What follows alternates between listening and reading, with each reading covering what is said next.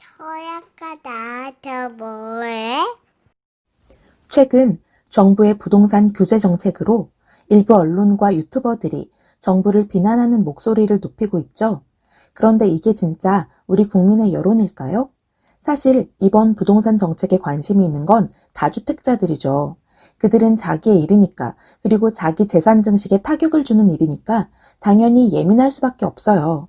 그런데 7월 10일 국토부에서 발표하였던 자료에 의하면 우리나라 다주택자는 전체 인구의 3.4%, 그 소수의 사람들이 집도 소유하고 언론도 소유하고 그 밖의 기득권들도 소유하고 있기 때문에 자기들의 재산 증식에 장애가 될 만한 정책에 대해 합리적 비판과 원색적 비난을 쏟아내고 있는 건 아닌가 하는 생각이 듭니다.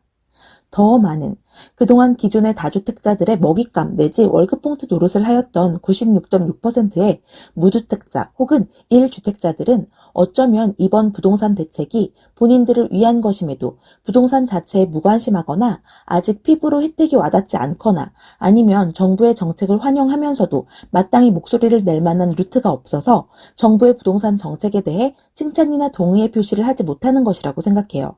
그러다 보니 주요 언론에서 이야기하는 이번 부동산 대책의 문제점들만 부각되는 거라고요. 그런데 문제점이라고 해봐야 제가 볼 땐 잘된 부분 같습니다.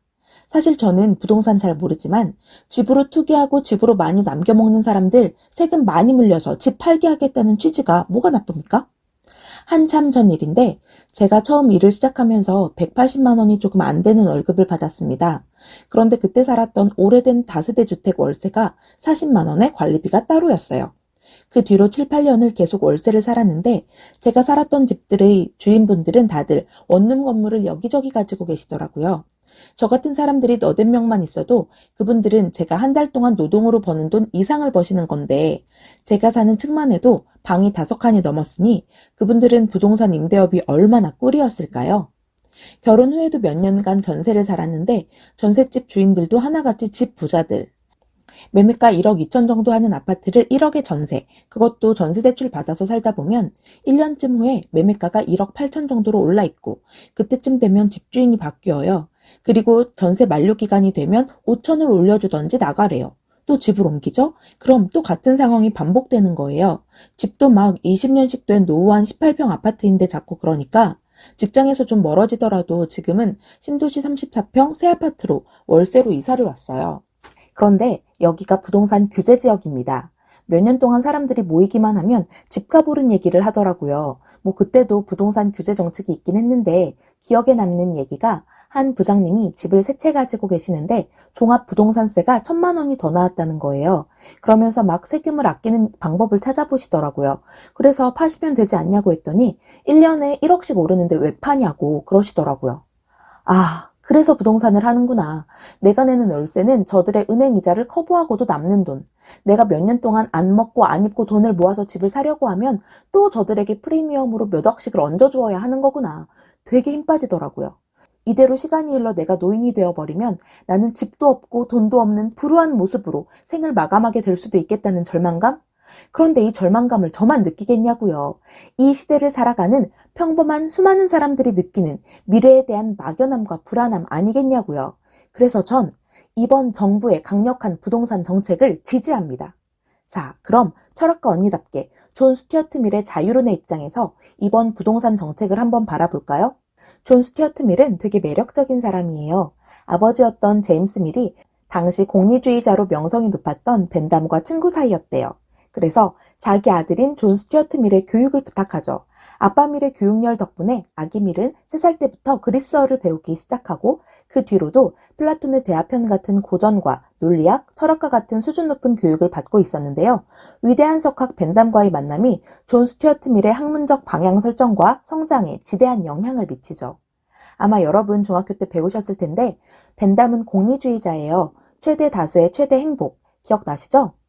정부의 정책을 결정할 때 소수에게 강력한 행복을 가져다주는 정책보다는 많은 사람에게 행복을 가져다주는 정책을 선택하는 것이 낫다는 주장이거든요. 이 주장은 강지범위 화끈순다, 즉 강도, 지속성, 범위, 확실성, 근접성, 순수성, 다산성을 척도로 행복을 수치화해서 계산한다는 거예요. A라는 정책이 강력한 즐거움을 주는지, 그 즐거움이 순간적인 것이 아니라 오랫동안 누릴 수 있는 것인지, 더 많은 사람들이 누릴 수 있는 것인지, 그 정책으로 행복이 얻어지는 것이 확실한지, 정책으로 인한 혜택이 바로 나타나는지, 고통을 수반하지 않고 순수한 행복을 주는 정책이 맞는지, 그 정책으로 인해 부가적인 이익을 창출해낼 수 있는지 보는 거죠. 벤담에 따르면 모든 쾌락은 쾌락이라는 그 자체로 질적으로 동일하대요. 그리고 쾌락은 유일한 선이고 고통은 유일한 악인 거죠. 그런데 이러한 벤담의 철학은 어떤 사람들에게는 조롱의 대상이었어요. 시를 음미하며 누리는 기쁨과 배 터지게 먹으면서 누리는 기쁨을 동일시하는 돼지의 철학이라는 거죠. 자기 스승인 벤담의 공리주의가 비난을 받자 우리의 아기밀, 존 스튜어트 밀이 나섭니다.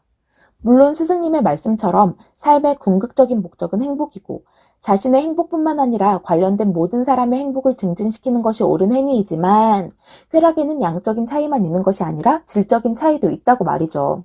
미래 공리주의에 대해 부연 설명하자면 이런 거예요. 석탄의 원소 기호는 C, 그리고 다이아몬드의 원소 기호도 C. 주먹만한 석탄과 물방울만한 다이아 중에 뭐가 더 가치가 있을까?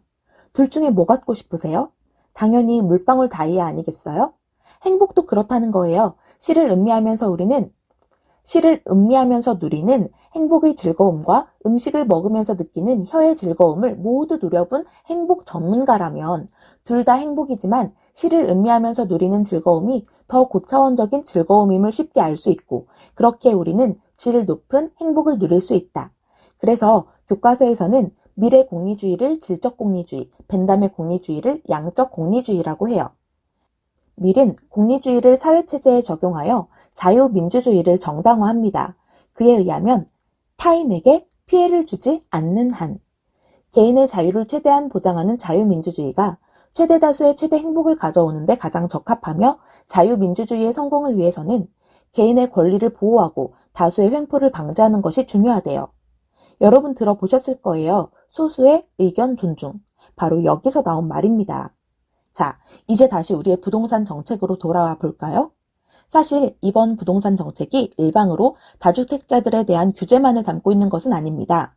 무주택 실소유자들의 내 집 마련 지원을 위해 생애 최초 특별공급 적용 대상 주택 범위 및 공급 비율 확대, 취득세 감면 등 서민 실수요자 부담 경감을 위한 대책들도 마련되어 있거든요. 저는 논란이 되는 다주택자 대상 종부세 중과세율 인상이나 양도소득세율 인상, 취득세율 인상 등의 정책에 대한 철학적 해석을 해보고자 합니다. 공리주의에 의하면 국가의 정책이라는 것은 최대 다수에게 최대 행복을 줄 때 비로소 의미가 있습니다. 이때 타인에게 피해를 주지 않는 한 소수, 약자가 정책으로 인해 피해를 입어서는 안 됩니다. 다주택자들에 대한 강력한 규제를 명한 근본의 부동산 정책은 과열되어 있는 부동산 시장에 찬물을 끼얹을 가능성이 있습니다.